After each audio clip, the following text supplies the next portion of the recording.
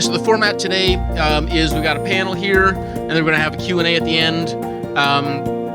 So each person will have about 10 minutes or so. We got some slides, chat about some stuff. We've got Kurt go first, then Shannon, then me, then Blake, then Alex, then we'll have our Q&A, and I'll be working the little thingy here. Kurt, you want to roll? Maybe a little introduction. All right. Thank you, everyone, for joining us. I always love Housing Week. It's always such a great week. There's always so many great sessions. So really want to appreciate, or just say thank you for attending, and hopefully we can all learn stuff and move this forward. As Dan mentioned, my name is Kurt Nabbefeld. I'm the Development Services Manager for the Planning and Community Development Department, the City of Bellingham Planning and Community Development Department, and I oversee the land use, environmental, and building permitting side of things. So I've been around ADUs for quite some time. I've been with the city a little over about 28 years now. And I'm going to start off with a question, just looking kind of generally. I think everyone here should get this question, but how many of you remember Happy Days, the Cunninghams and everybody? How many of you remember where the Fawns lived? That's right. The Fawns lived in an ADU. Actually, so way back then, the Fawns was living in a garage, the Cunningham's garage, a unit up above the Cunningham's garage. So ADUs have been around for a really, really long time. Go to the next slide. So just some basic stuff here I wanted to provide is just what is an ADU. I'm also going to talk about kind of the rules and regulations and then the permitting process. So an accessory dwelling unit is really just a small scale accessory unit, fully independent. So it's got it's got kitchen facilities, it's got bathroom facilities and everything like that. It's just a small unit that's accessory to another dwelling unit that's on a piece of property. It can come in many different types of forms. They can be detached. They can be attached to the unit. They can be up above the unit in like an attic. We've seen attic spaces. They can be in basements. They can be in the lower floor of a split level home. They can be above the garage like the Fawns, or they could even be a garage that's converted into a dwelling unit. So they come in all different types and forms. Good. Just a little background on ADUs. ADUs have been entered, I guess, come out in an effort to help with the Growth Management Act, trying to fulfill increasing densities on existing urban lots. And in 1995, Bellingham adopted our first ADU ordinance. We allowed ADUs only in attached structures. They were required to be attached to single family. They were only allowed in single family and multifamily zones. And one of the big components of it was that they were required to be owner occupied. Then in 2009, we adopted our infill toolkit. And as a part of that, we brought along the carriage unit or the detached accessory dwelling units, and it made those one of our infill toolkit housing forms. Back in 2009, the infill toolkit was only allowed in residential multi-zones, though, not in single-family zones. So you could have your attached ADU in a single-family zone, but not in a multi-family zone, or your detached, excuse me. Then in 2018, we brought forward some code amendments. We had heard a lot from the community that, hey, we really want to do this ADU thing, but we don't really want to convert our basement, or we don't really want to have people living like right on our house. So we'd really like to see detached ADUs allowed more throughout the city, especially in residential single zones. So at that time, the council changed the rules and regulations and allowed detached ADUs to go everywhere. Then in go back. Sorry, I'm going to go quick. I'll go quick through these. In 2023, the state adopted House Bill 1337, and it was really to kind of help promote and encourage more ADUs. A lot of additional opportunity that came with that. Also in 2023, the city went back and amended our rules to largely be consistent with 1337, and kind of the big keys that happened with 1337 was to allow 2 ADUs for every lot, increasing the size up to 1,000 square feet of of floor area, and then also increasing the height. Those were some major changes that took place in that. And the city went ahead and adopted those rules early because we technically don't have to adopt them until 2025. There was a couple of things that were still out there that the city wanted to hold on to. And we will be modifying those to come into full compliance in the next month. We actually had a planning commission meeting last week on it, and we've got a city council public hearing coming on the 20th of October to get into full compliance with 1337. One of the things I really wanted to share with you is when we do change the rules and when the rules do make it easier to build these things, we see significant increase. And you can see these numbers only go back to about 2010 when we adopted the detached or the carriage units in our infill toolkit. We are averaging a few, a year for quite some time. And then in 2018, when we allowed the detached accessory dwelling units to go everywhere, mostly in those single family zones, we saw a significant uptake. And we went from doing, about maybe 5 or 6 a year, average 5, 6 a year, to in the low 40s. And then in 2023, you can see that when the codes changed to start allowing them to be a little bit bigger, to allowing 2 on each lot, we see our permits significantly jumping. So, and it continues to come that way. And one of the interesting things that we're seeing now with the permitting is that before it used to be, I've got an existing house and I just want to add a small unit in the backyard. Well, now we're actually seeing developers and people building from scratch, from start. So they're building a townhouse project and they're building ADUs at that time. So it's not coming after the fact of the main house, it's coming with the initial construction. So big change in how we see the applications and how they're being developed. Now to get into some of the specifics, I've got the development regulations up here, and I'm really going to talk about the new ones. Most of these already apply, but there are some little tweaks that will be adopted by the end of this year. So as I've mentioned before, you can do 2 accessory dwelling units per lot. They can be in any form, attached, detached. They can be attached together. They can be on top of garages, or completely detached and separate on their own. There will be allowed with single-family townhouses, duplexes, triplexes, and fourplexes. That was one of the big changes that happened with the House bill, is it really talked about the primary unit and the principal unit of the site. So whether you had a duplex on the site or whether you had a triplex on the site, you can now add an ADU or 2 ADUs to that principal unit that's on the site, where before it was only limited to single-family homes. And then one of the big ones is no owner occupancy requirements for ADUs. From a size perspective, currently 1,000 square feet, up to 1,800 if you've got an ancillary space or a garage. If you want to go bigger than that, there's a conditional use permit process that you have to go through.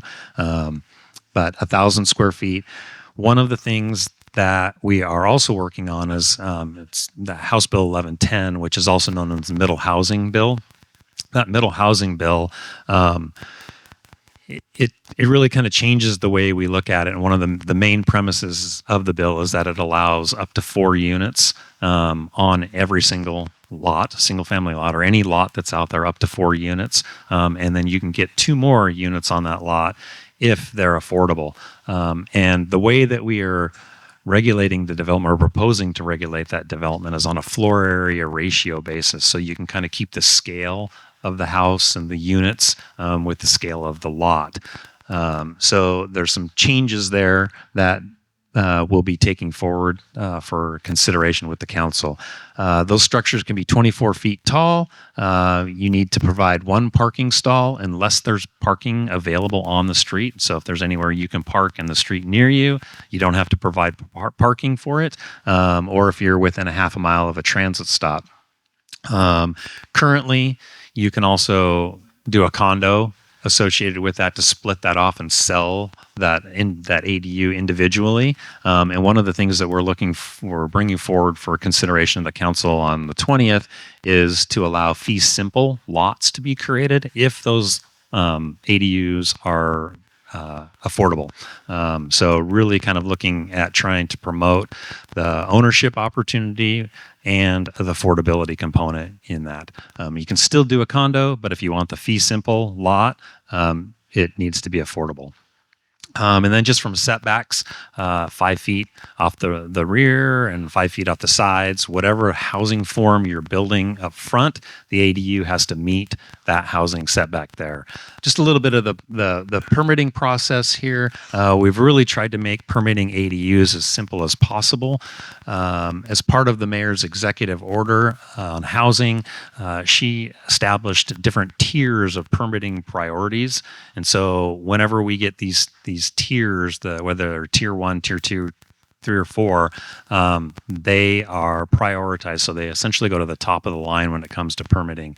And ADUs and other infill housing are a tier 3. So you're getting a relatively quick review turnaround time with that executive ordinance. They're type 1 decisions. That means that there's no public comment that's required. So you can submit your building permit and go right through the process for an ADU. Type 2 permit is currently, if you ask for a departure from any of those rules, there's a type 2 process. That type 2 process requires public notice and a comment period before we make the decision on that. That may be going away. That's one of the ways that we have recommended to the council to streamline the process is just to do it almost by right for development. And then again, that type 3 process, that's a hearing examiner process, requires a public hearing, and that's only if you're going to exceed 1,800 square feet with a garage and a ADU attached with it. And as I mentioned, you can submit for the ADU permit individually, or you can just submit it at the time with your building permit. Building permits for ADUs, we have a 7-day turnaround time frame on it. So really trying to get those out as quickly as we possibly can. A little bit of fees. Everyone always wants to know about fees when it comes to ADUs. There's a nice chart here. You are subject to park impact fees, transportation impact fees, but part of the House Bill 1337 requires us to not charge more than half of the typical price for a single family house. So those, you're essentially getting decreased. We currently do not charge school impact fees. I think that there may be some discussion with the school district about that. Before, housing ADUs were much smaller in scale, and now that they're 1,000 square feet, there may be more opportunity for school-age children to be in these units. So we're opening some discussions with the district on that. You've got your building permit fees, and that's really based on the square footage. It's valuation based. Then you've got some design fees, which we'll hear a little bit more about in design process. You've obviously got the construction costs that go along with that. And then when it comes to utilities, it's really dependent on how many fixtures you've got in the building. You can share common utilities right now with a single family home. And then you've got your property survey. So there's quite a bit of it. What we've seen is most of the ADUs are about $250,000, $400,000 to construct, and maybe Dan will be able to provide some additional information on what he's seeing out in the field. But that's generally what we've heard. Be great if we could get those down even more. But with materials and labor and all those other things and permitting, it's a challenge. So that's going to kind of wrap it up for mine. I just want to make sure everyone knows that if you ever have any additional questions, you can always come to our permit center down in City Hall. Happy to answer your questions. And then we also have a homeowner's handbook to building an ADU, and it really is a great resource. It's on our website. You can see just the table of contents there of everything that it contains. It really walks you through everything that you need to know about building an ADU. yeah, well, we will have to do some updating to that, but it's out there. And again, happy to answer any questions you may have, and happy to help you on your journey through the ADU world. Thank you. All right. Looks like we're live. Hello, I'm Sharron Maris, Light Source Design. I'll let you inside my head as a designer for what happens when somebody calls and I pick up the phone and they say, hello, I'd like to do an ADU. So there's a process. Hit the next one. Oh, that's really small to see. There's a process that I start with. The first one is using the City IQ free resource on their website to look up your property. And it's an aerial view, so it gives me an idea of the neighborhood. It gives me an idea of your lot size. It gives me where your house is on the lot, where your parking is, if it's a corner lot, if it's off an alley. So I do those preliminary checks. And then the picture, well, we'll go, okay, I can see it from up here. We went over, so I'll ask city or county. The county has completely different rules, which is always interesting. So the city has clearer rules. The county is a little, they're still adjusting to ADUs and DADUs. So there's two per property, as Kurt went through. Actually, now it sounds like there's going to be 4, maximum of 1,000 square feet, unless it's combined with a garage or another building. New rules are coming out as of January 2026 to align to the state rules, as Kurt had said. The parking, so far that's reduced. You still have to meet the lot setbacks, and fire setback requirements is one of the 2 things I need to balance. So you can get close with lot setbacks, but the fire setbacks are closer than the lot setbacks. So there's that. Then there are a couple special features for ADUs. If they're in the rear 32 feet of your lot, you can be closer to the lot line. So where you're going to put that on your lot gives me an idea of where the boundaries are. So that's the first step, is trying to create on your lot where the boundaries are. You can toss into the mix. You look at where the stormwater is. You look at where the utilities are. For instance, one of the rules is you can't have a sewer under, or if you have a sewer under a permanent building, it has to be special piping. A lot of the neighborhoods are older, and so there's clay pipe sewers still down there. So then you add that onto the budget list and to the checklist to renew when you're going to be building an ADU. A lot of people are like, why am I replacing my sewer? And it's like, because the sewer is now going to be under your new building and it'll be inaccessible for repairs. So there's ways around it. Just another line item that needs to be considered. The other one is stormwater. The stormwater rules are if you're under 2,000 square feet, you don't need an engineered stormwater plan, but obviously you're going to be building impervious surface. You're going to have a new roof. So although the rules are not required by the state, you need to consider that so that you're not going to create a problem on your lot. And I'm seeing this more and more with additional buildings on smaller lots and more buildings on smaller lots. It's something we need to consider. And the soils are clay. So I love low impact development and wonderful ideas and resources that are available at the city for what to do with stormwater. But if your soils do not drain, if you have heavy clay, all the wonderful rain gardens and or infiltration trenches or dispersal trenches are not going to work in heavy clay or impervious pavements unless you start doing a lot of excavating and making area for that to infiltrate. So that's another consideration. All right, next. So there's the City IQ map. That is a godsend to me as a designer. The pink is the stormwater, the blue is the water, where the water comes into the lot. As Kurt mentioned, that you can tie into the house water, so you don't need to run a separate line unless you choose to. And also speaking with plumbers, you can do a sub-meter for water in case you want to use the same water line, run it to an ADU, but you want to know what the renters are using, so that they can either be mindful of it or you can bill it separately. There's a potential for doing a sub-meter on that to know how much water the second unit, or now 2 or 3 or 4 units, are using. They can be separately monitored without having a separate meter. And yes, you could still do separate meters. There's a charge for that for the city if each one has a separate meter. The green is the sewer, and that's why I was saying that I look at that specifically to see if the available building area is going to be over a sewer.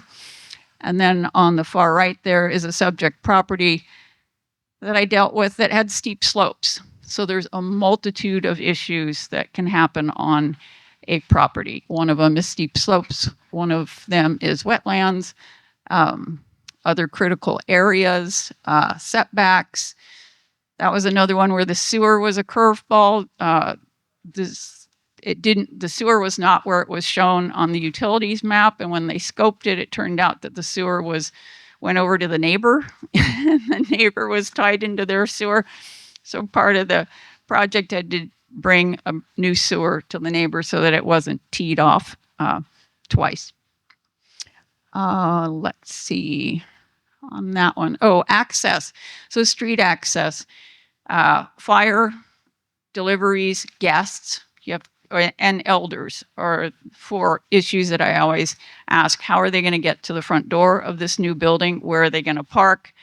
There's a requirement for ADUs to have a lighted directional path so that people can easily find the front door. And you can imagine if you're calling an aid call or a fire call, you want to know that they can find you directly. So keep in mind how to get to that location and that it's a lighted path to the street. So a lot of times that will be, if you have a long, narrow lot, that means a lighted path all along the house on one side or the other, going back to the door of the ADU or DADU.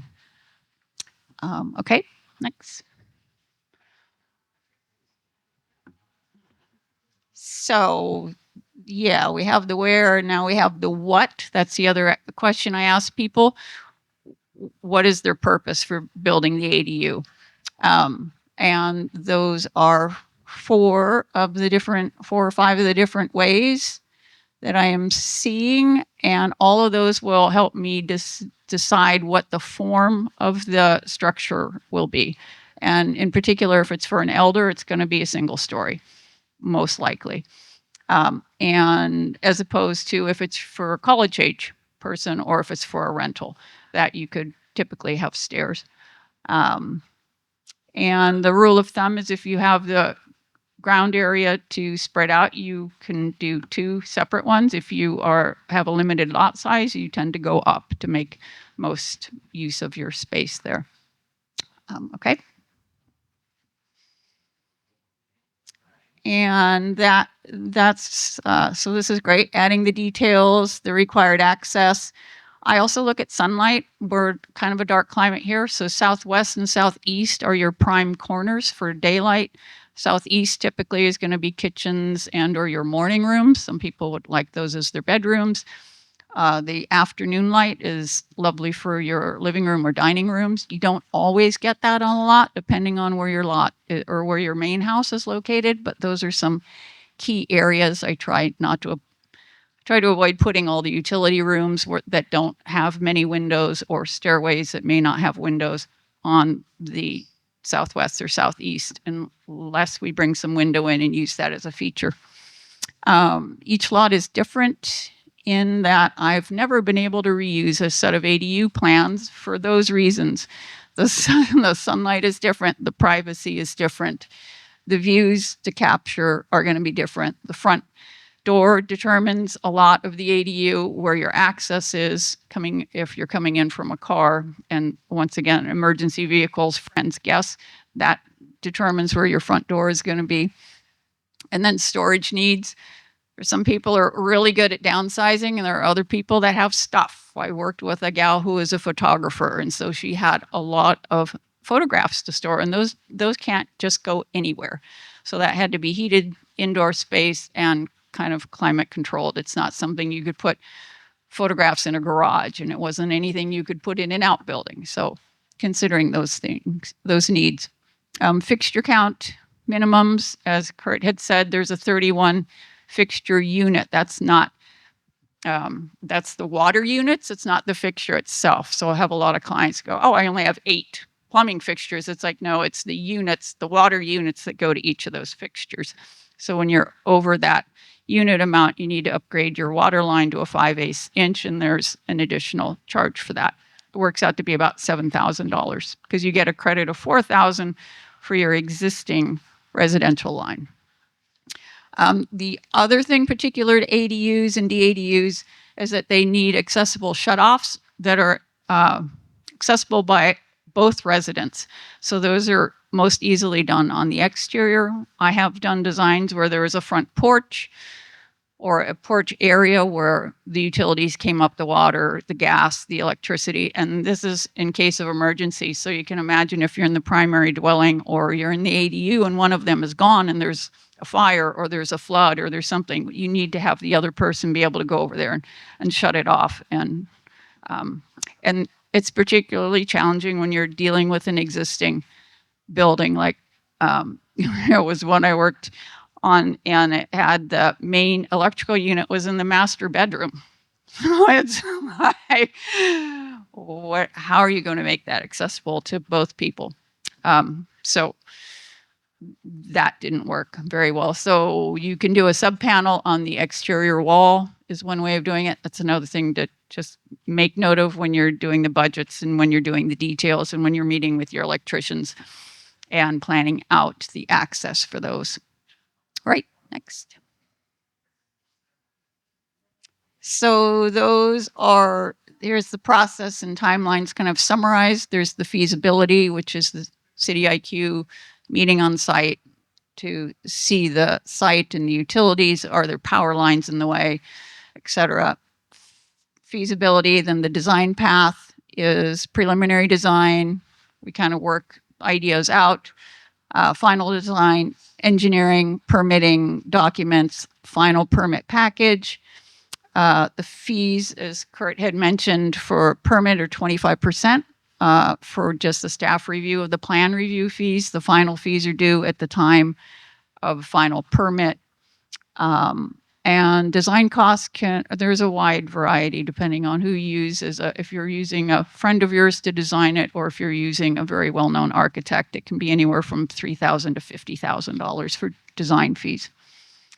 Then there is bidding. That can be done either after your final design or after engineering. Some builders will want to know what the engineering is before they can build it, because you can design some very complex structures and it's going to price out completely differently than something that is done very simply with not much engineering. So if you're dealing with a situation like that, then it would be good to wait for engineering so that they know exactly what is involved in the structural needs for that.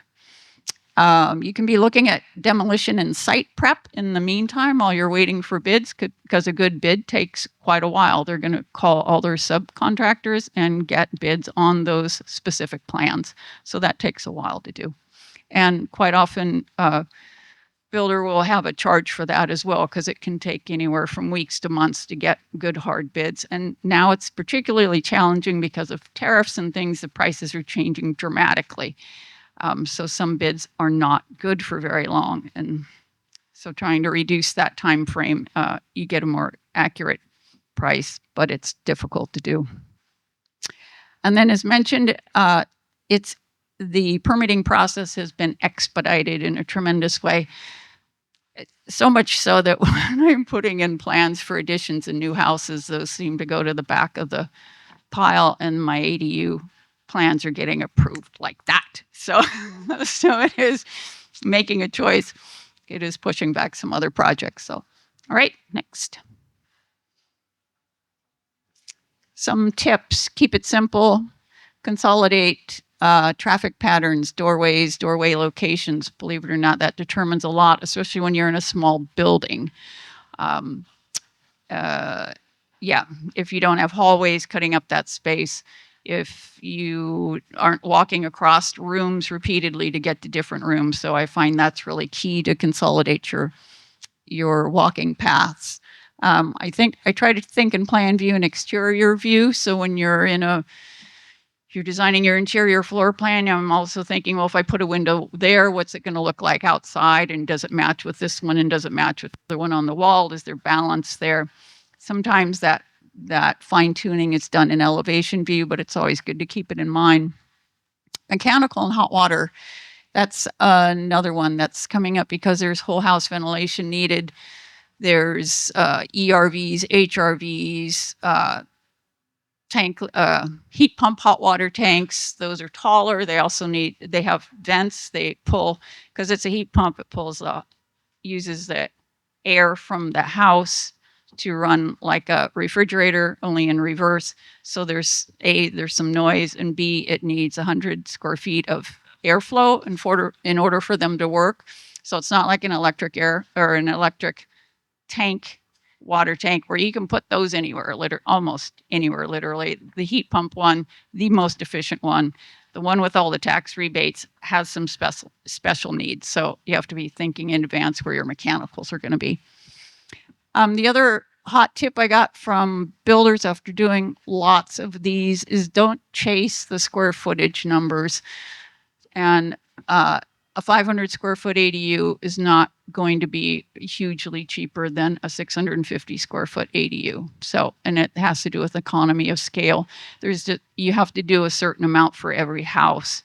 And by, trying to eke out the 50 square feet, or if we take 2 feet out of this side, then it's going to be $2,000 less. It's not how it works.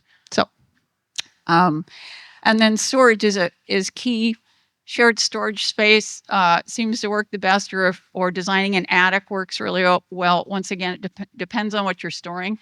Frequently, I get people, because we're Bellingham and we love the outdoors, there's bikes and kayaks and paddle boards and things like that. And there's just no hope that you're going to get that in a 800 to 1,000 square foot ADU. And you functionally wouldn't be using that space, building brand new space at $300 to $400 a square foot for your recreational equipment. So my suggestion is to get a separate storage building for things like that. And attic trusses are another inexpensive way to get semi-heated space up above a living space. So that's the one I tend to recommend if there's storage, and then, or if they have a lot of things that they want to keep track of. Or if you can share a garage. I'm working on one now where they're keeping a utility space, or they're keeping an accessory building that was a garage that they converted into outdoor open space with garage doors on both sides. So they do their entertaining out there in the summertime. They're going to keep that and build a DADU next to that. And so that will be shared area with washer, dryer, storage. Things that can now be taken out of the ADU can be put in there and used as shared space. And I thought that was a brilliant idea. And they still get to maintain their utility, have that space as utility and guest space if their parents visit, etc. So that was a lovely idea if you have that ability. So a tip, internet is amazing. There are so many great ideas and so many good plans and some excellent books on ADUs. So use those. These two pictures on the right were sent to me by a client, an IT client who said that she didn't know how to use AI, but here's an example of what she was thinking of the space. And my jaw dropped. I could not believe it. So I don't know how she did that so well and so easily, but that was 3D interior space. The saving grace is you can't get a permit with that, so it doesn't put me out of a job, but it is really nice to look at. Another tip, sweat equity. That always works. It's worked for 100 years now. If you can build it, or if you have friends that can build it, or relatives who are talented, use those talents, because building is expensive. I'll just say it flat out. Building is expensive these days. And so for a couple trends, I'm seeing parents building for their children because they know their children will not be able to apply or be able to buy a house in Bellingham, so they're building 2 DADUs for the opportunity for them either to stay there or to invest or to rent and have it as an income while they go and do their 20s and 30s somewhere else. They'll have a place to come back to. And the other thing I'm seeing is parents moving into the ADU and then having their children and their grandchildren move into the main house. So yeah, seeing a lot of those trends. And then the other humbling part about being a designer is seeing how it affects people's lives. And that has come to light a couple different projects just recently where I was literally brought to tears to how it affected the family's life, and even in ways that they didn't expect. So that's why I say it may be sticks, but it's people's lives, and that space is going to be part of their future and part of their daily life. And to be a part of that and to be planning that and to be considering that is really something quite amazing.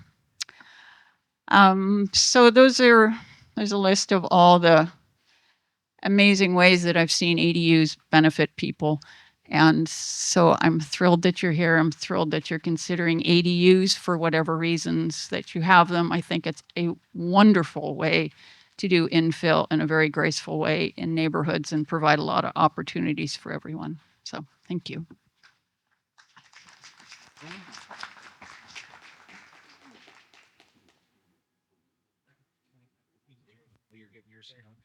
So one thing, while Dan's getting things set up a little bit, I just wanted to make sure that folks were aware of the distinction. Right now, under the state building code, you have the International Residential Code, IRC. That works for 1 and 2 units on a particular property. When you start to get to 3, then you go into the IBC, the International Building Code, and there are additional requirements that understand the distinction between kind of 2 units on a property versus 3. My name's Dan Dunne. I own the CAZ family of companies. So CAZ Construction is general contractor, CAZ Electric contractor, Favinger Plumbing, and CAZ Environmental does asbestos surveys. So we do a whole suite of services, generally on residential home. So I'm here with some team members. Jason is the operations manager for the carpenter side, is in the back. Scott, who does a lot of sales, is here. Rhea, our in-house designer, is over here. And Cheryl, our bookkeeper, is in the back. We've got about 35 employees, and we're all just right over here in kind of the warehouses on that side of the street on Humboldt. I want to talk about the project that CAZ built in my backyard. It was our first ADU, and I figured, why don't we do something that's really, really hard and see what we can do? And I think they did really well. So I approach this. I think Shannon was talking about goals. I approach this with the goal of I have several sort of things I wanted to accomplish. One is that my mother-in-law lives in Seattle, but comes up frequently to spend the night. Me and my wife and our kids, there's 4 of us, and that main house is 1,300 square feet with 3 bedrooms and a bathroom. So she would come up and sleep on a sofa or the floor, and she's 75, and she was game. It was great. It was fine. But I was like, why don't we try and do something better for that? So that was the first motivation, was to have a place for her to sleep. The second was to have a space for my kids. I got a 14-year-old and a 12-year-old, and as they get to be teenagers, having 1 bathroom in the house. For those of you who have kids, you probably know it can get a little kerfuffle in that area there. And we also have a lot of friends who, some of them, family of 4 or 5. So we want to have a place where they come up and crash for a night or two, and I'll have them kind of spend their time there. And then also, it was be nice to have a place to store things like bicycles and cars. We're getting rid of a garage, so we want to kind of replicate that. So this is where I started from. This is in the back of my house. I'm in Columbia neighborhood over that way. So my back is to the house and the street, and I'm looking at the alleyway. This is how it was in 2020 when we started the project. This is demolition. We're down to the slab and in the backyard. This is beginning the foundation work. You can see the panels going up. On the foundation, I wanted to have a big clear space for the garage. So the clear spans mean we have to have steel going across and then steel supporting that steel. So you can see the posts there on the right, and there's a very large concrete box that's supporting that. It's about 4 feet deep and I think 20 feet long, full of rebar, and that holds up those beastly posts there. And then on the left-hand side, you can see the panels going in for the slab. The alleyway sometimes floods, so I wanted to keep the main house above that. So the slab deck is almost 2 feet above the alleyway, just to keep it dry. This is starting finishing up the groundwork. As you can see, we're starting to insulate inside the foundation there. Pouring the concrete, we went with a red for the carport because it looks cool. And then inside the main area, also a slab. It's a exposed concrete floor on the inside that's kind of a burnished kind of a thing. And that seemed to work well as well. Starting to put the steel up. You can see the big beams going across there. So this is steel and the deck is concrete. Okay, so if you have just think about access when you're there, because you're bringing in lumber packages, you're going to be bringing in concrete trucks, and so be very kind to your neighbors because they're going to have to endure a lot when you're doing your project. Getting the roof together here and the siding. I've been in construction since like 2002 or 2003, and I've seen a lot of roof leaks. So one way you can save money is to not build your roof the way that I built my roof. So this roof is zip panels with seams are taped, ice and water shield over that, and then steel metal roof over that. So this roof should also last longer than I live, and I wanted it that way because when you're on a tight space like this, it's hard to access the roof, and also it's a closed cavity, so it's hard to inspect the roof. So you can have a problem that starts, and you don't know it's a problem until it comes all the way through your closed cell foam. So anyways, roof, you can make a cheaper roof, just ply and shingles or whatever. That's one way to save cost there. Also building in, starting with the siding, you can see on the left side there, coming up the wall. So with zip, you put the panels up and then you tape the seams, and then you mud over basically the nail holes, and that's your waterproofing. And then this is just hardy siding over that. Kind of starting to wrap up the siding, bringing in the garage door, kind of starting to come together there. And then this is the finished product from the outside. I've got some photos from the inside there we can look at as well. This is under the deck. I did get a little bit of space to store some toys. Those are bicycles back there. And then it's a nice space, especially like if it's raining or something like that. People want to do something that's outside or hang out a little bit outside, but you don't want to be in the rain. That's a nice spot there. This is inside on the first floor. This room functions as a few things. The sofa comes out to a double bed. You can see a projector up there on the ceiling. There's a screen on the right that comes down, so we can watch movies in there. On the right-hand side, behind the closet, is a clothes washer and dryer and a water heater. So that's all kind of tucked way back there. This is the bathroom. It's very small. You can see in the back, we're under the stairs there. So I have a friend who's 6'3". I'm like 5'7" or something. And so when he comes to visit, I'm like, Jeff, you gotta watch your head. I'm fine. I can walk under anything. No worries. But when Jeff comes by, you gotta watch your head in that corner. So when you're doing ADUs, you want to use ideally all the space you can. And that under stairs space is a really important way. And then we also have some closets kind of around the corner there. Yeah, just the bathroom. It's a very small shower, but it works. You can wash. This is upstairs. So we've got a kind of from the left, we've got a bedroom off the left there. Obviously, kitchen table, some doors that open the deck, kitchen. This is the same thing, but look the other way. The yellow couch also folds out. So when we got friends of family 5, so when they're here, they got a bedroom. Then they got a pull-out couch here, pull-out couch downstairs, and then we can do like an inflatable thing if everybody wants their own kind of bed kind of thing. Outside, this is a covered area. and nice to spot to hang out there. I did put an electric heater up in the corner that hasn't worked as well as I thought it would. I was thinking it would like keep everything really toasty, but it doesn't. So you can save money by not doing that or finding a better way to do it than however I did it. On the corners, we just got some steel made because it looks nice. It's kind of hard to see here, but this is sort of a sunrise forest kind of thing where the privacy fence came together at the corner. It's a little awkward to bend around that corner, so we put some steel there. Looking across the deck there.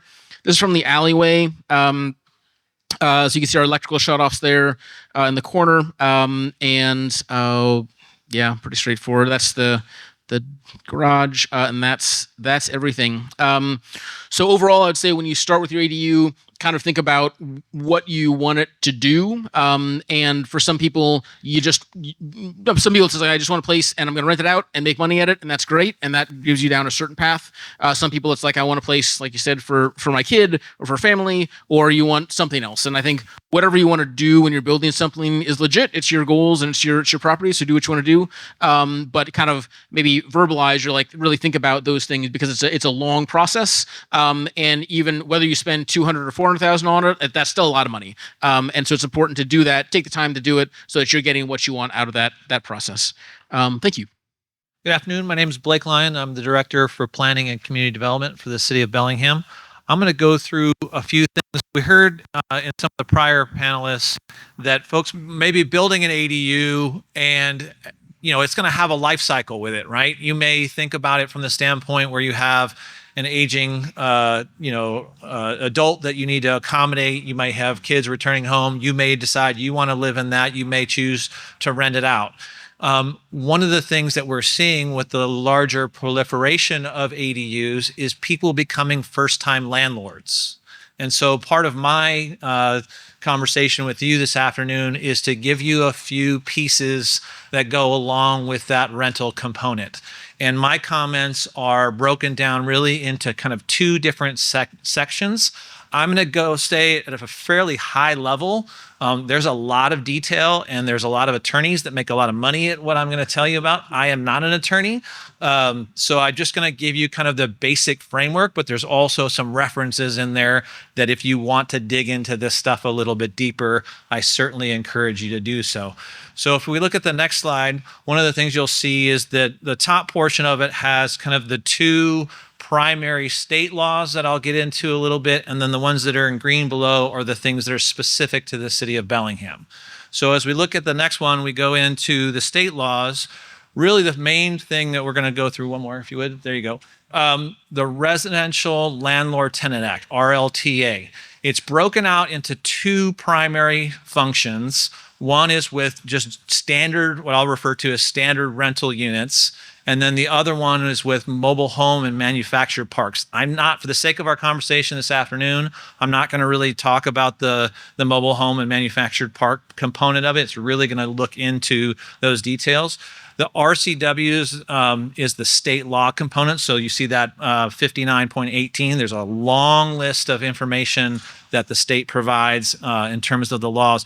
And what it does is basically what I've kind of outlined on the slide for you there is really talks about landlord duties and responsibilities. So if you are now becoming the landlord, what are the things that you're obligated to do on behalf of that tenant and what are you required to go through? So there's a whole series of different rules and regulations, everything from noticing requirements to leasing requirements and the details of that.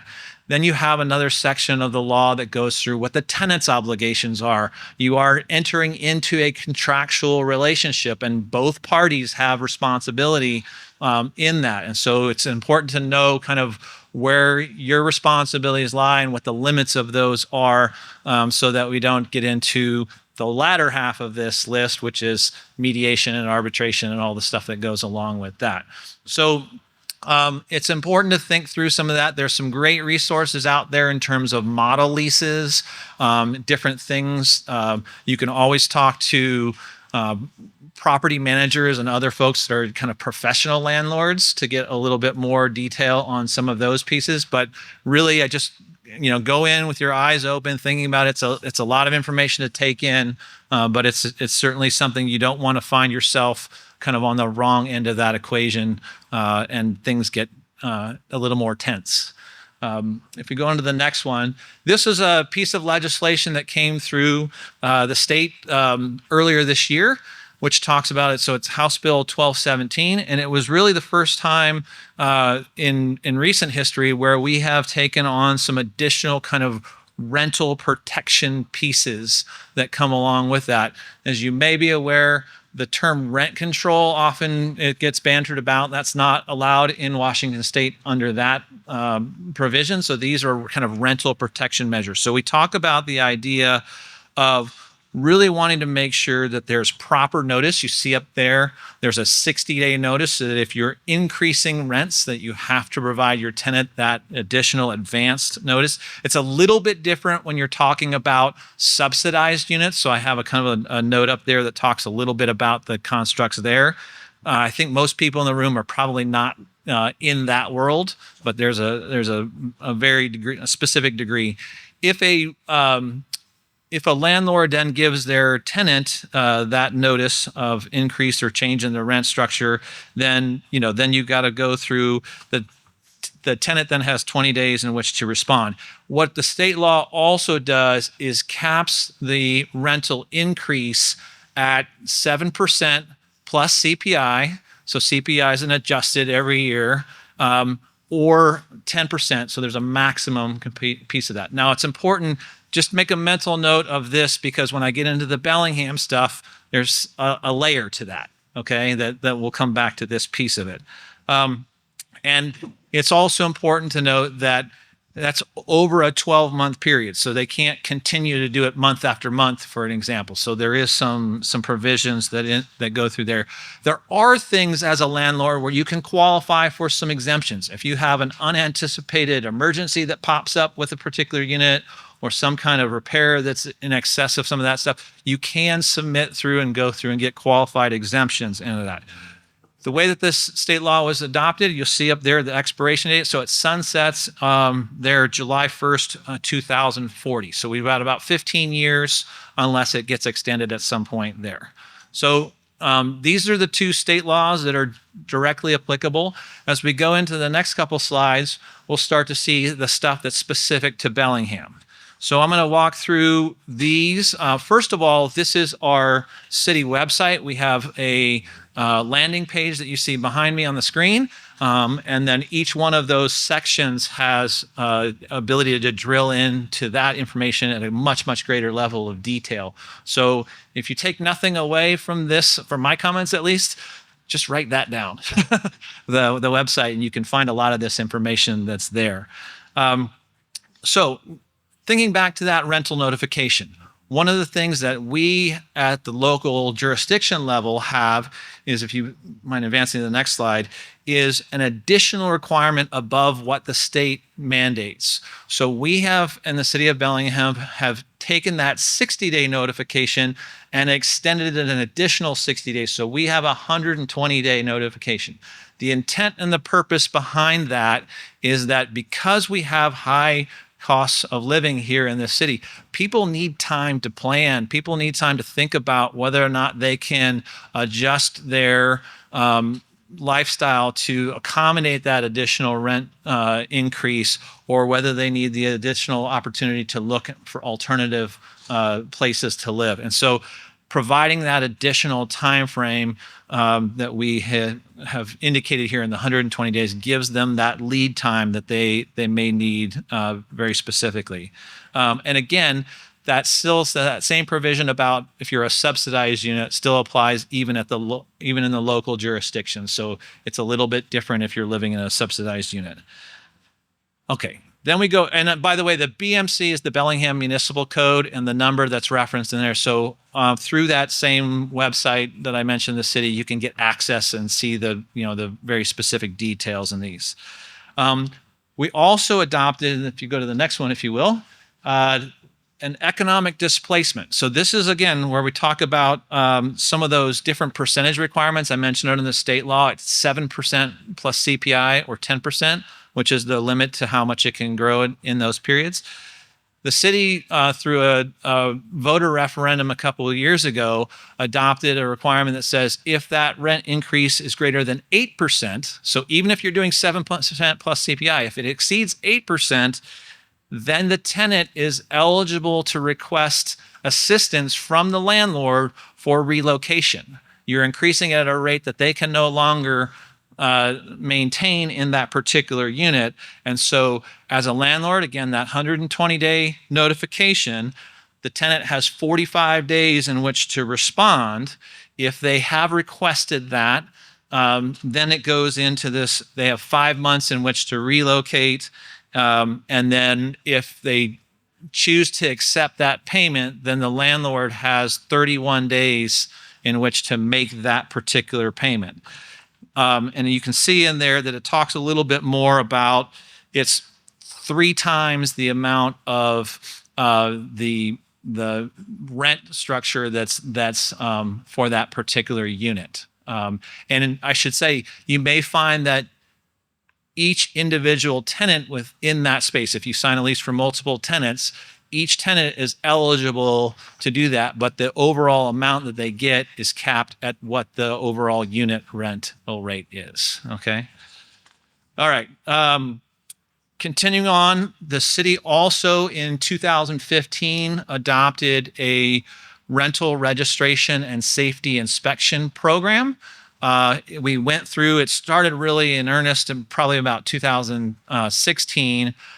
We went through the first cycle, which is roughly about a 3-year period to get through all of the units within the city. And then we all found ourselves in the pandemic. And so everything went on hiatus for a little while. And then we went back into it kind of in the 2022, 2023 timeframe. But essentially what happens is that every rental property within the city has to be registered. And it's an annual registration. So at the end of any calendar year, it's basically like, think about you're registering your vehicle to drive it. You pay for the right to use that the next year. So you go through and you get the registration. Now, if you choose to be a property owner and reside on that, and you want to rent out the unit or live in the unit and rent out the main dwelling, then you have the ability to get a partial exemption, which means you still have to register it, but you don't have to pay the fees associated with the registration. Okay, once that unit is registered, and again, that's an annual registration, then no more than once every 3 years, we have the ability to do a safety inspection. And the intent behind that is we have a wide range of housing stock in this city, some of which dates more than 100 years old, and various different positions where it's been maintained, some better than others. The intent behind the safety inspections is to make sure that those basic habitation needs are met, that we have a safe living condition for those that may be residing in that rental unit. And so we have both the opportunity to send out a city inspector to evaluate that, or you have the ability to hire a private inspector. They have to be registered with the city, but you can hire a third party and then they go out. There's a 14-point checklist, which is a little bit of the screenshots that I show you here. So they kind of go through and they'll provide you, if it passes, they'll provide you a certification, or if it doesn't, we'll give you kind of a correction notice and identify how quickly. Under the state law and still the same city codes, there are different timelines associated with how long you as a landlord would have to respond to those. So if you think about it, the more egregious things, like if there's, we're in the middle of January or February and there's no heat, those are timelines where you're going to have to be very responsive to doing some of that work. There's opportunities where things may be a little bit less urgent, and so we can identify, and those are very specified timelines that we go through and do all that kind of stuff. So we'll give a notice of correction. Oftentimes what I try to tell folks is when our building inspectors are out there, they will bring that to your attention. We need to put a plan of attack in play. If you're a procrastinator, this is where you're going to get hung up, right? So the idea is, hey, we've got to get somebody. Now, maybe you need a plumber or electrician or somebody out there, and it takes a minute to get them through. communicate with your inspector. Say, hey, I've got somebody that's coming out next week. They often have a little bit of discretion to work with you on some of those timelines. But what we don't want to do is put the tenant at risk. Okay. And so we just want to make sure that that's up. I'm not going to go into all the penalties and requirements, but if you have something that continues to fail, if there's an absentee landlord as an example or something else, we do have the ability to go through and create code enforcement cases and go through a route that way. It happens. It does happen. It doesn't happen all that frequently, but the goal for the city is always to be compliance and promote safety rather than being punitive on that. But it's punitive is a tool to you compel that action if necessary. All right.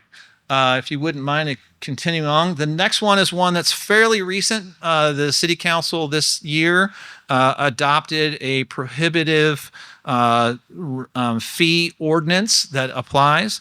And essentially, what we started seeing in a lot of these with the high costs of rent and things fluctuating around is that there was a number of different ways that things were felt very predatory in their approach. So really what this ordinance does is really the three things in here. First and foremost, it's just a communication tool of requiring disclosure. It's really trying to get folks to just be transparent about, hey, these are the things that are in your lease. This is what you're obligated to pay for. And we're going to call that stuff out pretty concisely so that everybody's working off of the same information and you have the ability to know what's expected of you and to be able to respond accordingly. And then there's a list of those types of reasonable fees, things that can come through with any particular lease and where you stand and what's acceptable to do that. And then there's a list of those that may be a little bit unfair or inappropriate, and we're going to restrict some of those things. Things that we hear a lot of is like valet service for trash. I'm going to charge you extra to take your trash from here to there. Or I'm going to require you to pay not only a rental deposit for your pet, but also pet rent, and other things where it was like, hey, these are kind of add-ons that we're accumulating and making things disproportionately punitive to tenants. And so we started prohibiting some of the ability to do that. And then there is the ability to go through and have civil action. So there always is the right as both the landlord and the tenant to pursue this through the courts. We certainly don't want to force anybody into that position, but that remedy does exist in there. And then the last thing I'll mention to you today is just a little consideration when it comes to if one of those thoughts in your mind is, hey, I want to use this as a short-term rental. So most people think of that as an Airbnb or a VRBO or something along those lines. There are very specific requirements that go into where that's allowed, how it's allowed.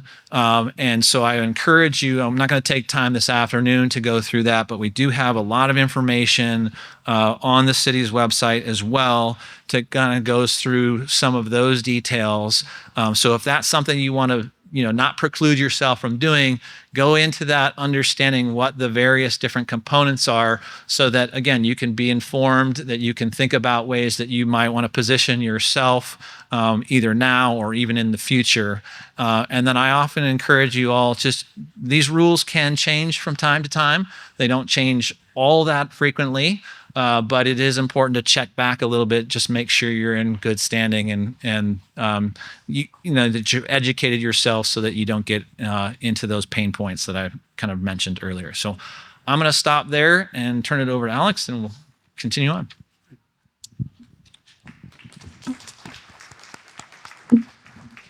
Thanks, Mike.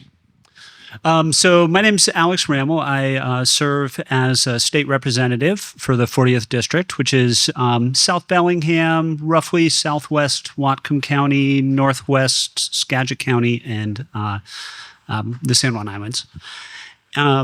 I also, maybe more importantly, was former program director with Sustainable Connections.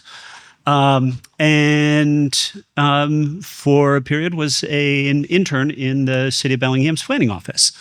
And somehow, despite all of that preparation, I'm the only one up here without a PowerPoint presentation. When Dan asked me to talk about condo liability in this context, I kind of took a deep breath and agreed to do it. But I sort of feel like this is being asked to explain how cold fusion works, which is something nobody knows how to do. It's not a solved problem. But we have chiseled away at, I think, some important pieces, and specifically when we're talking about small condominiumization, there's some meaningful steps. So I actually have something decent to talk about today. But because I'm a policymaker and not as much on the implementation, I spend more time thinking about the whys and what's and less time thinking about the hows. I do just want to take one step back and talk about why ADUs are an important part of our housing crisis and why we're in a housing crisis to begin with, just to do a moment of level setting. 3 years ago now, the Lieutenant Governor commissioned a report on housing supply in Washington State. And basically what it said is we're almost at the bottom of the list in the U.S. in terms of the ratio of number of people to number of homes.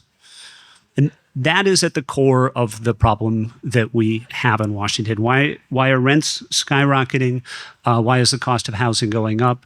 It's a mismatch of the number of people who live here and want to live here with the number of homes that we have. And so building more homes, there are a lot of pieces to the solution to this challenge, but building a lot more homes has to be right at the core of that.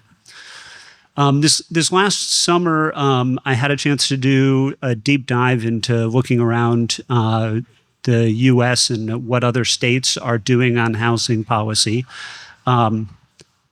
Probably had my own filter up, but I think Washington State is actually really, over the last few years, absolutely at the forefront of almost every. I've found very few exciting, innovative things that can be done to increase housing supply that Washington State isn't doing or hasn't taken a big bite of the apple.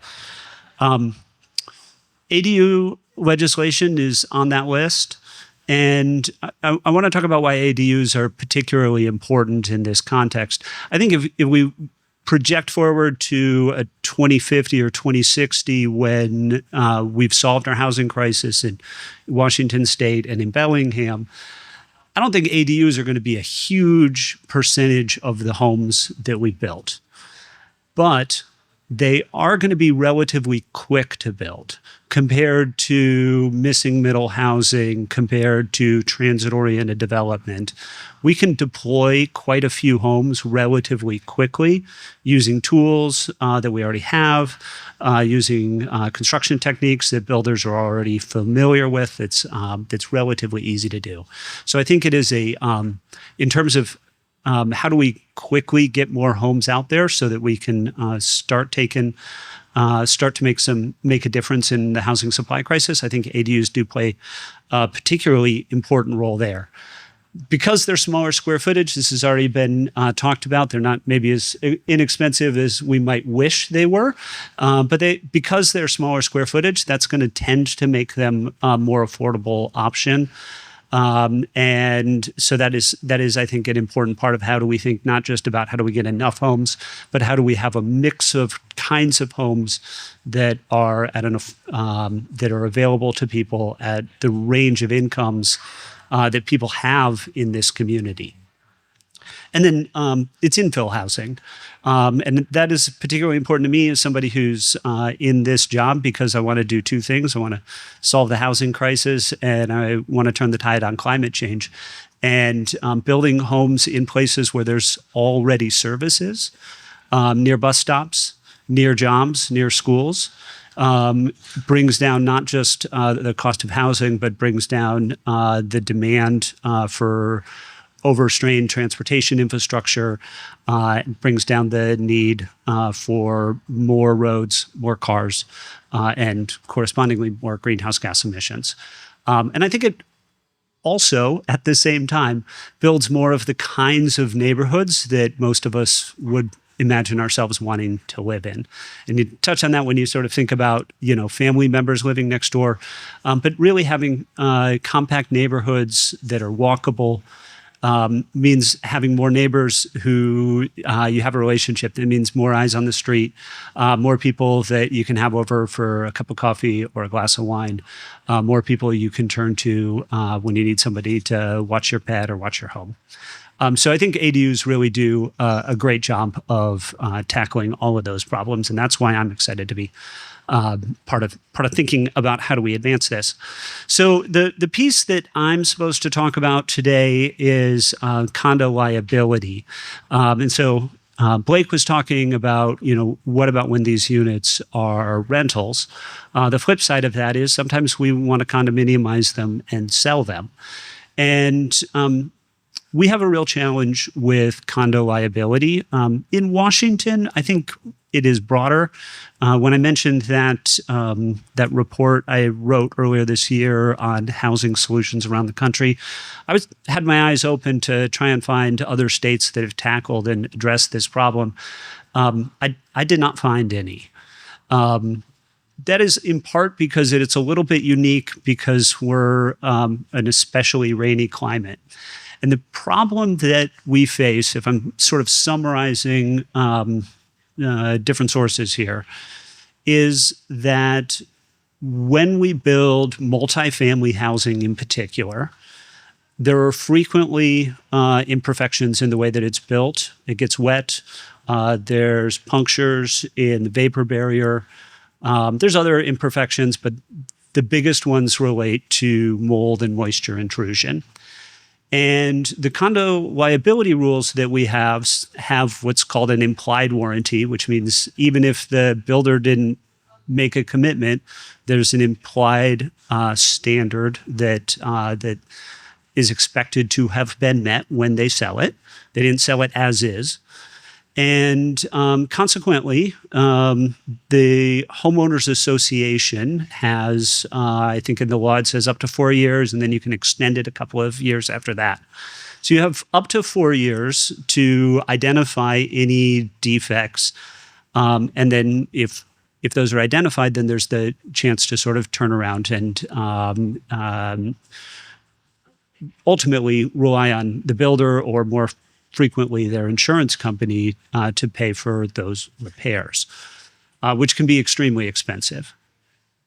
And because those have been frequent, there's an increased level of attention on this.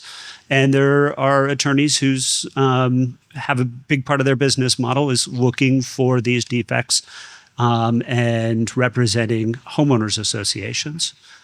And that's been a factor that ultimately, like I said, the insurance companies end up, who insure the builders, end up on the hook for these damage claims. And in the end, what that means is that if you're a builder, whether you've had any of these claims or not, and you tell your insurance company you're planning to build condos, that the net effect is a significant increase in your rates that gets added to the cost of that construction. And I'm told that that is in the range of between $15,000 and $25,000 per unit. It also scares a lot of folks off from building condos in Washington state. That's the problem that we're facing. The solution to that is challenging. If you talk to builders, they might say, well, the liability really ought to just be, we shorten the liability period and that'd solve it. But that doesn't actually solve the problem. It means they're less responsible for it, but then it means the homeowners association is more responsible for it. The insurance companies similarly would like to move that responsibility. But as somebody who's thinking, how do we increase affordable housing?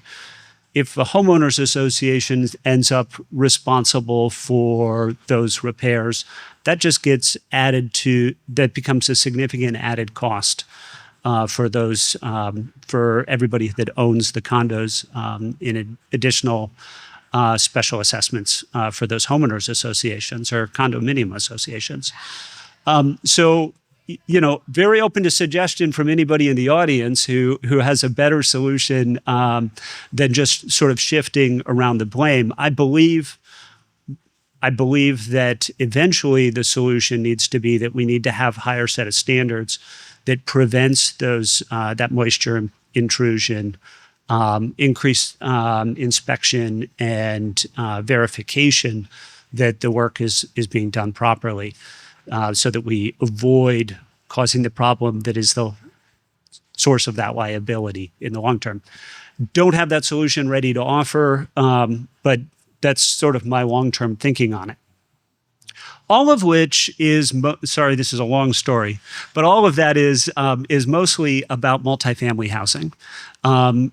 Condominium associations that could have been an apartment building or frequently would now be an apartment building instead of a condo association. And accessory dwelling units where a homeowner wants to condominiumize one unit, or missing middle housing, or maybe a couple of units, or missing middle housing where you've got 4 to 6 units that could become condos. Those are swept up in this.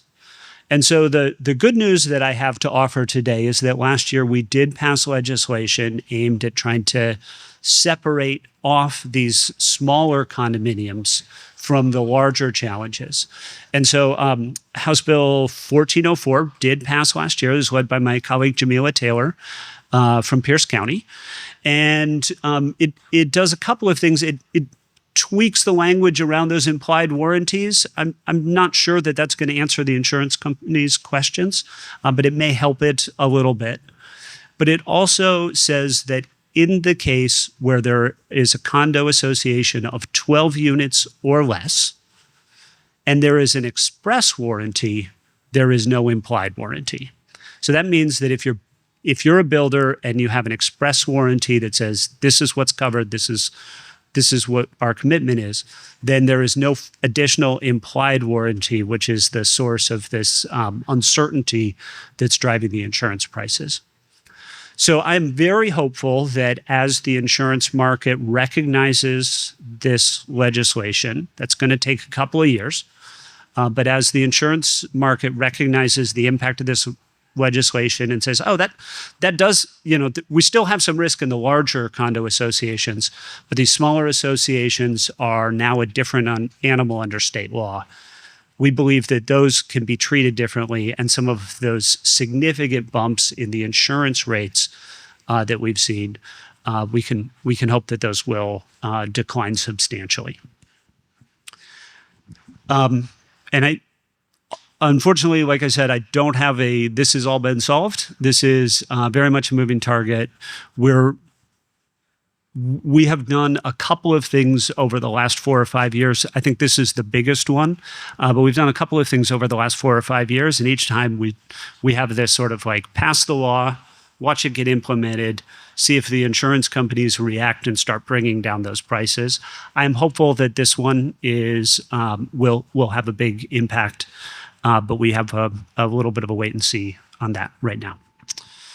So with that, I do just want to touch on 2 other related things because I think it says condo rules and upcoming legislation. So I'll just touch on 2 other quick things on related topics. First, I just want to mention that Blake touched on the International Building Code, the Residential Building Code, and under current rules there is I think a simplified building code for 1 and 2 units. And for larger than that, you're in a more complicated, it's especially important around fire safety, but it's a more complicated set of rules. And as we're looking at more ADUs with several on the lot and more missing middle, we're sort of a gray area in between. Is this really multifamily or is this single family?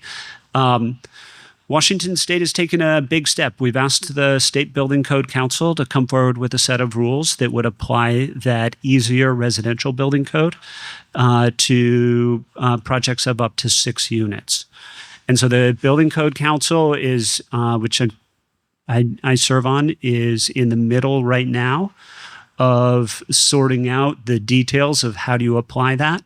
But I'm hopeful that that will also have a significant benefit in terms of bringing down those construction costs, partially because it's easier to comply with, but also because, frankly, builders know what they know.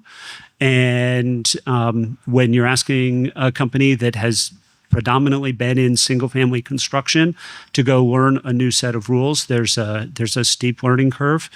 And if we can keep them operating, building these smaller units, but more of them on a lot, under the rules that they already know how to do, then I think we're going to get good work, but without that sort of added cost of sort of on-the-job training for companies that haven't had to comply with the more complicated multi-family building standards in the past. So excited about that. Again, this is just steps were taken to try and figure out how do we bring down the cost of these units in the answer to our housing crisis. And the last thing I'll mention, this last year, I authored a bill to create a self-certification program for accessory dwelling units. So the idea here is that cities will have the option to say, hey, if an architect wants to commit that they're confident that this meets the local permitting standards, they can self-certify it and skip the process. It will be inspected, so they're on the hook. But if the architect is confident, then and there's an auditing process randomly, so we will have confidence that these are being done well.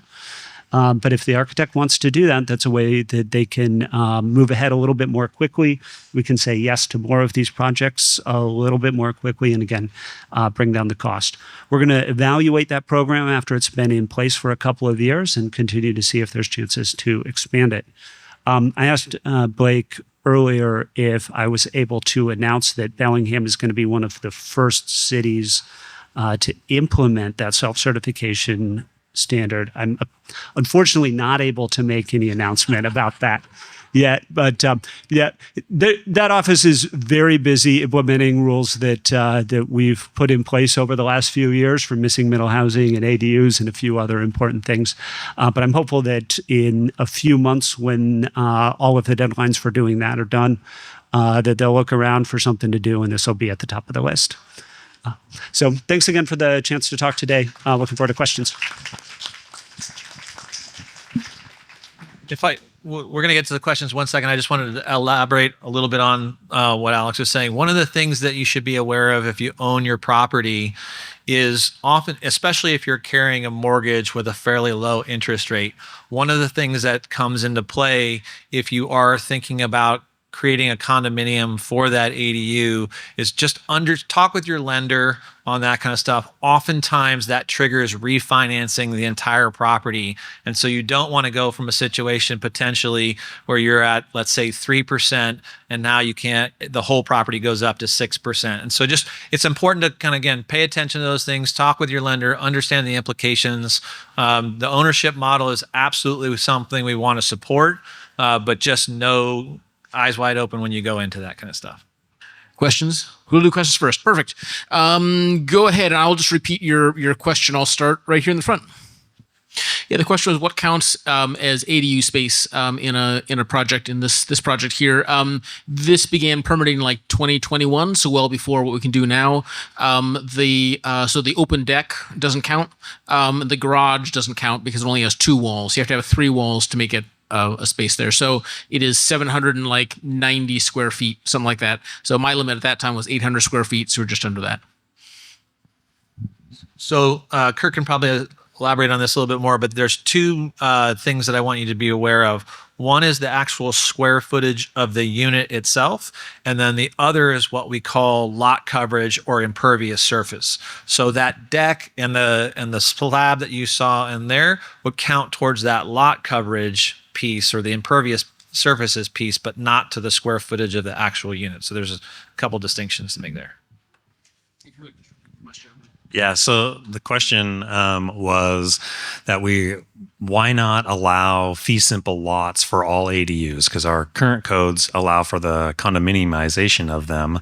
I love that word, by the way. It's hard to say. So, but to actually subdivide and put it on a fee simple lot, we struggled about this a lot actually, because one of the things as we're looking at the middle housing is we want to make sure to provide as much owner occupancy or ownership opportunities as possible.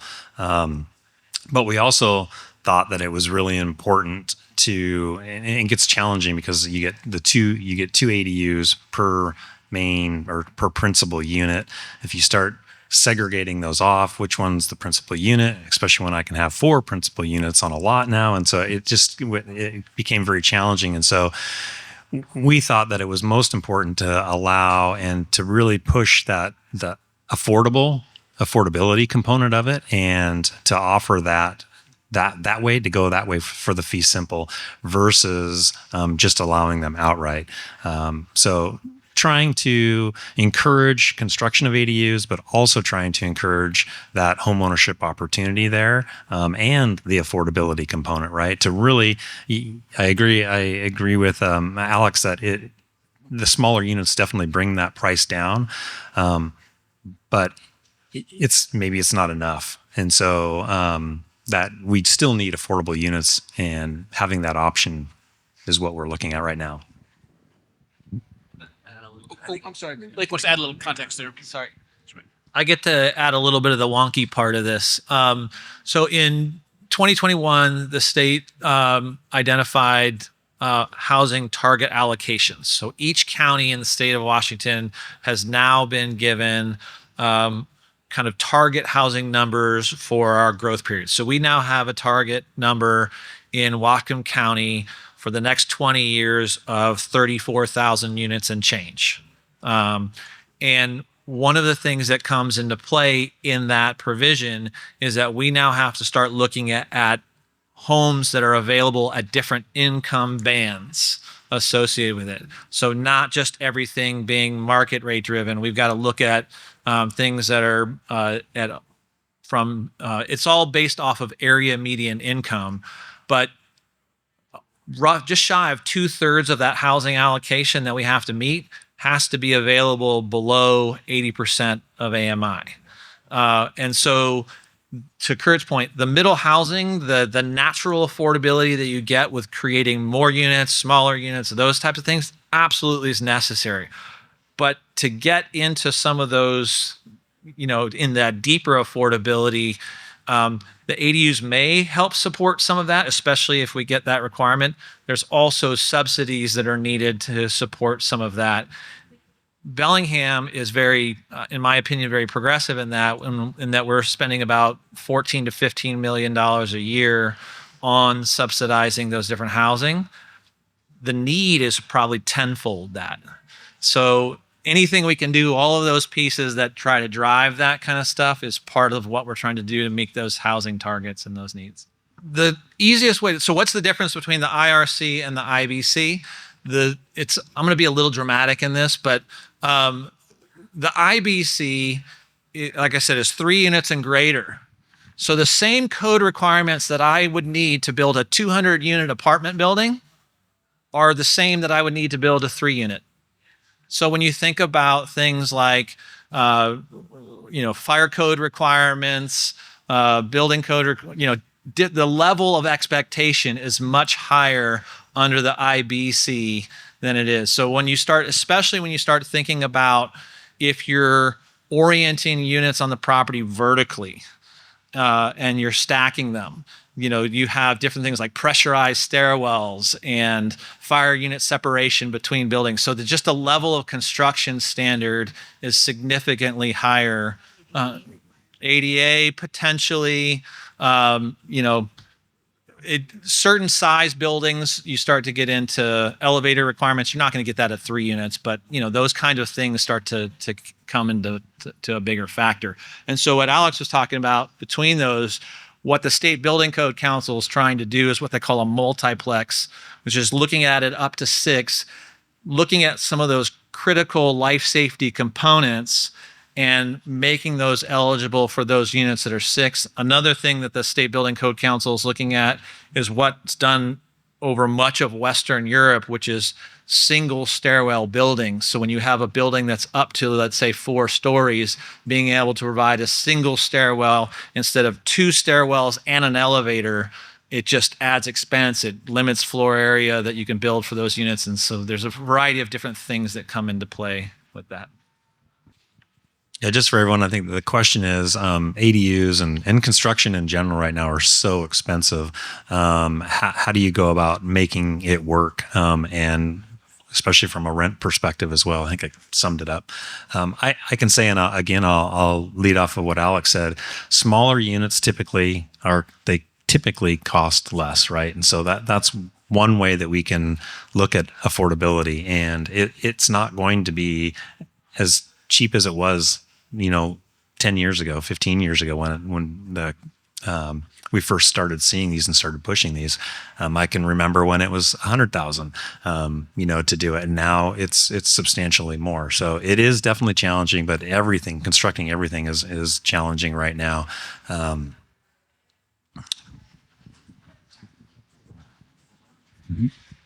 I will also offer that new construction is never going to be as from a rent perspective as cheap as an existing unit or existing building. There's just more sunk costs in existing construction rather than new construction.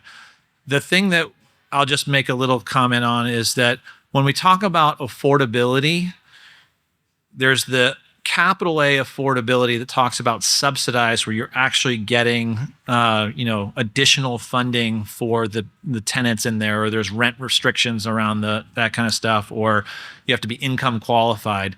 Then there's a small A or natural affordable. And so one of the things that ADUs provide oftentimes is the ability for the homeowner, and I can tell you anecdotally at least, a number of people who say, okay, I live here and I rent out that particular unit. And oftentimes, as long as the debt service is covered on that, as long as they're making the mortgage and they're doing that kind of stuff, you don't find the landlord or the property owner, chasing, hey, I'm going to move that rent up as fast and as frequently as I can. And so you see I've heard a lot of people, hey, I've lived in this place for this long or that long, and my rent hasn't really substantially changed all that much. So there's a natural component that we factor into this, but there's absolutely a full spectrum of affordability. I am seeing existing buildings, garages in particular, or just existing. So if it was built since the ADU rule or detached ADU rules were not allowed until 2019, we were building a lot of accessory buildings that were used as workshops or studios or whatever. And so now they're coming back and saying, I'd like to make this an ADU. How do I do that? And as long as it's under permit and it happens to already have plumbing, so you're not running new plumbing, it's relatively easy to do because it's insulated under that code. It was inspected under that code, built under that code. And so that's those are to address the affordability. So that's one way to get affordability. I've done 3 of those recently, and 2 of them were uninsulated garages, and they came in at about 80 to 120,000 a square foot. And you're basically building, and most of them are 2x4. So we're building a house inside of a house. It's another 2x4 wall, so we can get the insulation values for the Washington State Energy Code, and then running the heating and such in that. But the 80,000 is better than 300,000. Another trend or suggestion that I have for people who are just desperately in need of it, like they have another child or their elder has just died and so they need to move their mother in, is to, I just did one of these last month, her daughter and brother-in-law, her brother-in-law was very talented with building. So they basically priced it out at what they call dry-in stage. So it was taken all the way to drywall, and that's it. Then the contractor leaves. So the difficult stuff, the concrete, the tying in of the sewer, which had to go all the way across, all the way to the long part of the lot and tie into the sewer, because the sewer has to tie in downstream of the main house. So all that complicated stuff was done, and her son-in-law was able to go in and do cabinets, flooring, set the toilet, etc. And so that made it much more affordable. That was a 660 square foot ADU, and I think his bids were coming in at 240. So we're still getting close to 3, but it's not. And that was, he said, he goes, at that price, all I have to do is paint. So he was pretty excited about that. So he was actually able to take that off his plate. He worked full time. So this was going to be something he had to do for his mother-in-law, which he adored, on weekends and after work. And then the third case that I'm seeing is that when the primary people, often their retirement age or close to retirement age, are moving into the ADU, they are refinancing the house because it's paid off, and refinancing for the amount that it will pay cost of the ADU. And so then the cost of the rent on the main house, which when it's a 3-bedroom, 2-bath house, is considerable, and they just need enough rent to cover their payment for it. So those are 3 ways I'm seeing people make it happen. Yeah, I think one of the benefits with allowing up to 2 ADUs on every property is that you can if you got an existing smaller house, you can call that the ADU and build a larger house. So if you want to, so yeah, we've seen a couple of those come in where people are essentially trying to keep that building and saying, oh, well, this will be my ADU and I'll build another house here. One of the things that we've done with our interim middle housing ordinance is also really trying to preserve the existing housing stock that's out there. And so as part of that middle housing, as I mentioned, you can do 4 units on every lot. We're not counting those existing units towards that 4. And if you want to take that single family house and turn it into a duplex or a triplex internally, we're not counting that towards that either.